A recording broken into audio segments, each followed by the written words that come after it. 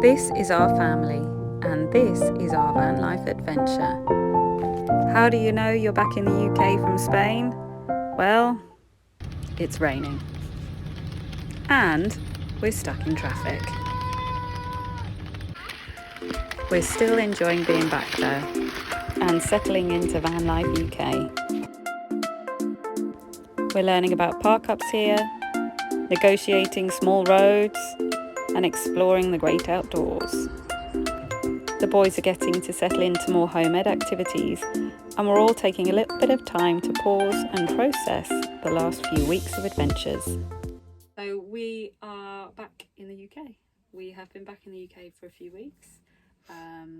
We spent the first couple of weeks, we didn't spend a couple of weeks, we spent the first few days down south catching up with family and friends, and now we are up north staying with some family, and we finally have time to kind of process our first big van life trip.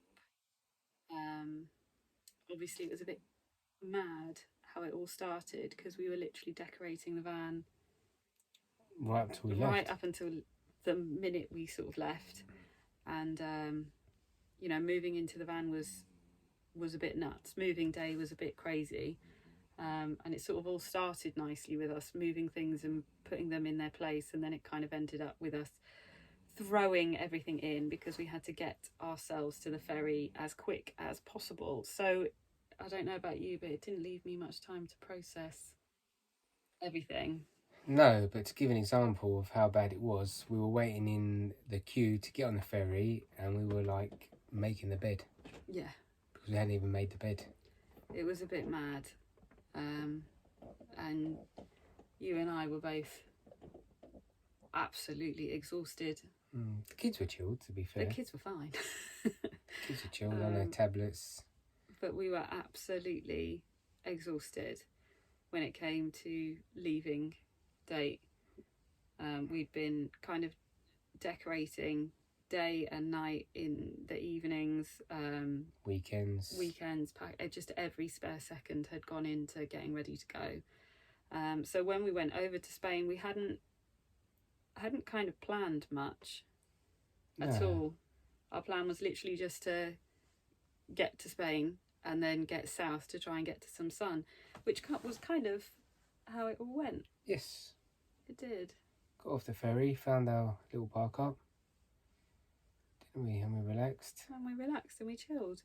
And I think before we went, I was nervous but really excited. I was desperate to go, and I kind of had that leaving date in my mind, like, for so long, that it was going to be the end of us being in the house and the end of us kind of stuck and trapped in our little routine that I wasn't very happy in, and that I don't think any of us were truly happy in. And that date had become such a big thing in my mind. But also at the same time, it was so nerve-wracking, would the boys be okay? But they settled into it so quickly. Yeah, I mean, we were going with zero experience. It's not like we'd owned a motorhome before or camper van before. I suppose we knew we enjoyed that lifestyle in terms of, like, we'd been camping. And we'd done a lot of travelling before. Yeah, so we knew it was in our DNA to kind of go down that route, but actually stepping from house to a van, I guess it was daunting, but full of excitement, really. I think we settled into it quite quickly. Yeah.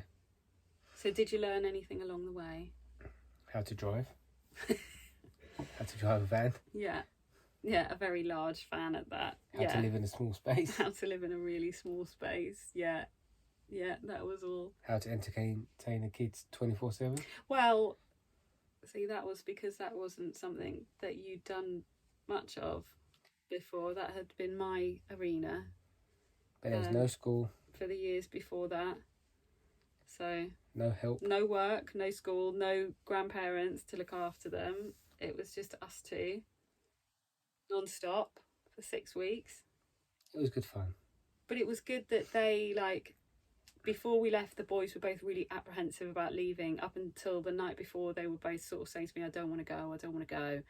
And then actually within the first probably hour of being on the ferry, Best thing ever. best thing ever. Loved it. Straight into an adventure, best thing ever. Loved it so much. Loved being able to spend time with you in a way they'd never spent time with you before. And I felt like I was able to be a better mum because I was more relaxed. I wasn't so uptight all the time. When I needed help, I could ask for help. And when I needed a break, I could ask for a break, which was not something that I'd been able to have in the house. No. Proper, like 50-50. It was a lot more equal, a lot more how I imagine parenting should be. And on top of that, it was sunny, we were going to beaches, we were in the mountains. Coffee shops, long walks. It was bliss, it was great. It was a great way to start. Obviously, Spain was so easy to navigate as well, really. Yeah, Spain's a really kind place to start van life in. From the language to even, like, the bits where we figured out the van, like water. Like even coming back and coming back into the UK attitude to vans is so different and is so much less kind of tolerant that, you know, even just finding place to stay near family and friends it's really anxiety building. You have to look a lot harder. Everything seemed that much easier. You're just worried you're going to upset people all the time. Even like pulling up to the laundrette to like wash our clothes, I'm worried that someone's going to get upset and want to shift us on and things like that. It's just, yeah, it's not the same attitude. Spain's so much more chilled. So even though it seems mad to go to Spain for your first trip on the first day of van life, actually it was a kind place to go and figure it all out and settle in, because we didn't have to worry too much about where we were going to get water or where we were going to stay the night, because there was loads of places. And yeah, it was fairly easy in that sense. Yeah, so anyone looking to do the same, make the same trip, a really good place to start. Really good place to start. If you wanted to have your first van life experience, Spain's a good one.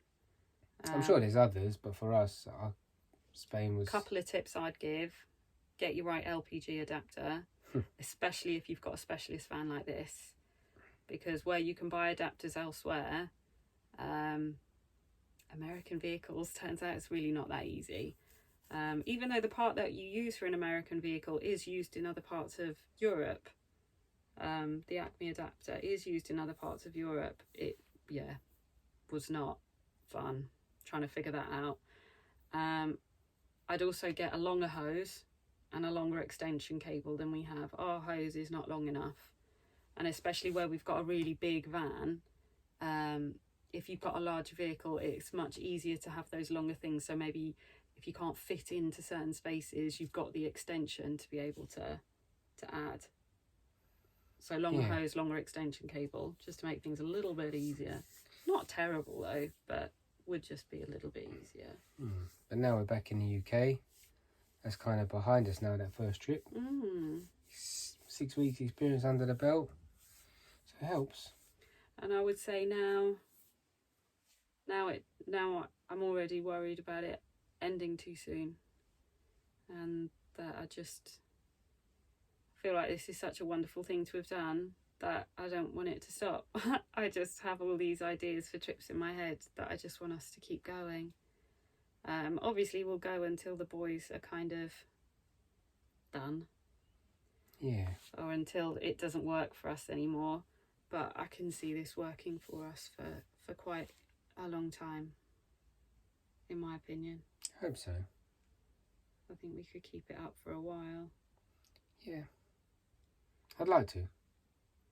And so our next trip, our next big adventure, since we've got to be in the UK for 90 days before we do our big summer trip, our next big plan is to head north to Scotland, into the Scottish Highlands, and do the NC 500. I'm looking forward to that. Which I'm quite excited about. Wanted to do for a long time. So stay tuned and follow along for that one. Ciao. Just relax and enjoy yourself. Come sit here.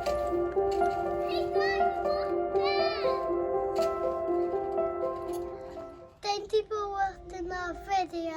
Don't forget to like and subscribe. Goodbye.